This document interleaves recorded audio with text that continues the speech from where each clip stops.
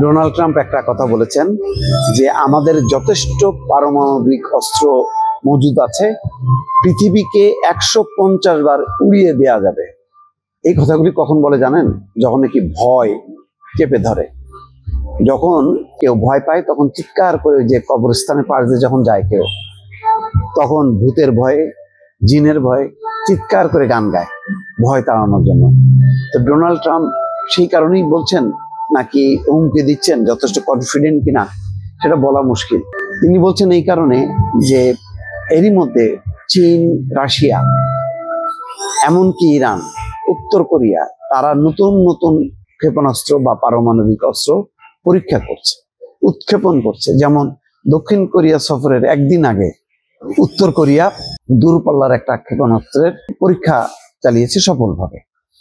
তো এই আওয়াজগুলি যখন কি অন্য দেশগুলো পারমাণবিক অস্ত্র শস্ত্রে সজ্জিত হচ্ছে, তখন এই চাপটা কিন্তু অনুভব করছে ডোনাল্ড ট্রাম্প বা আমেরিকা। সেই কারণেই ডোনাল্ড ট্রাম্প বলতে চাচ্ছেন যে আমরাও কিন্তু কম না, আমাদের কাছে এমন অস্ত্র আছে, মজুদ আছে, যে 150 বার আমরা উড়াই দিতে পারি পৃথিবীকে। বলছেন যে যুক্তরাষ্ট্রের হাতে যথেষ্ট পারমাণবিক অস্ত্র আছে, যা দিয়ে পৃথিবীকে 150 বার উড়িয়ে দেওয়া যাবে। এটা বলছেন CABS নিউজকে দেওয়া সাক্ষাৎকারে তিনি বলছেন। প্রতিবেদনে এই তথ্য জানান সংবাদ মাধ্যম TRT ওয়ার্ল্ড।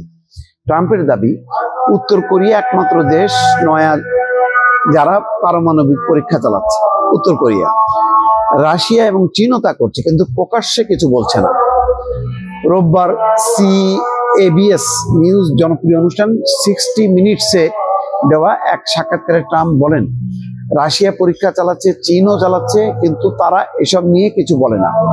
সাক্ষাৎকারে উপস্থাপিকা নোরা ওডনেল তাকে বলেন, বর্তমানে কেবল উত্তর কোরিয়াই পারমাণবিক অস্ত্র পরীক্ষা করছে।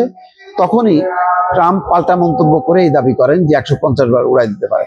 মূলত কয়েকদিন আগেই 30 বছরের বেশি সময় পর আবারও পারমাণবিক অস্ত্র পরীক্ষার প্রক্রিয়া শুরু করতে নির্দেশ দিয়েছিলেন ডোনাল্ড ট্রাম্প।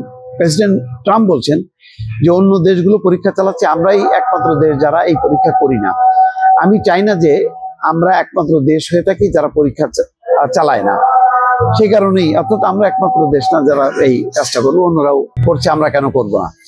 ট্রাম্প প্রশ্ন করেন, আপনি অস্ত্র বানালেন কিন্তু পরীক্ষা করলেন না, তাহলে জানবেন কিভাবে এটা কাজ করবে কিনা?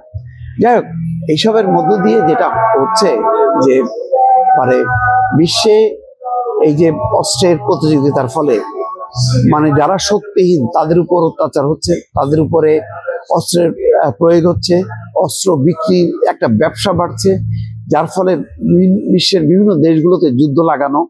এটাও একটা কৌশল যে যুদ্ধ লাগলে অন্য দেশগুলো অস্ত্র কিনবে, এবং মার্কিন যুক্তরাষ্ট্র বিশ্বের বিভিন্ন দেশে দেশে কিন্তু এই কাজটাই করছে।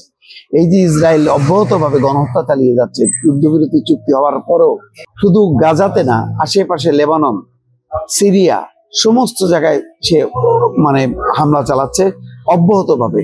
কারণ ওই ইসরায়েলকে অস্ত্র কিনতে বাধ্য করছে, বিনিময়ে সেই তেলের মজুদ বের করে নিয়ে যাচ্ছে মার্কিন যুক্তরাষ্ট্র, অথবা মধ্যপ্রাচ্যের উপর একটা প্রভুত্ব বজায় রাখার জন্য ইসরায়েলকে ব্যবহার করছে, যাতে মধ্যপ্রাচ্যের দেশগুলো অন্যদিকে এদিক সেদিক যাতে চীনের দিকে বা রাশিয়ার দিকে ঝুঁকে না পড়ে। এইটা এক ধরনের মানব সভ্যতার জন্য একটা বিপজ্জনক পরিস্থিতি, যে পারমাণবিক অস্ত্র পরীক্ষা চালানো, মজুদ বাড়ানো এবং অন্যদেরকে হুমকি দেয়া। সেই হুমকির মধ্যে আজকে ট্রাম্প মুখ খুললেন যে 150 বার এই পৃথিবীকে মার্কিন যুক্তরাষ্ট্র উড়িয়ে দিতে পারে। আচ্ছা, অন্য দেশ পৃথিবী উড়াই দিলে মার্কিন যুক্তরাষ্ট্রের অস্তিত্ব কি থাকবে? এই কথাগুলির অর্থটা কি? এই ধরনের দাম্ভিকতা, এর কোনো আসলে উত্তর নেই।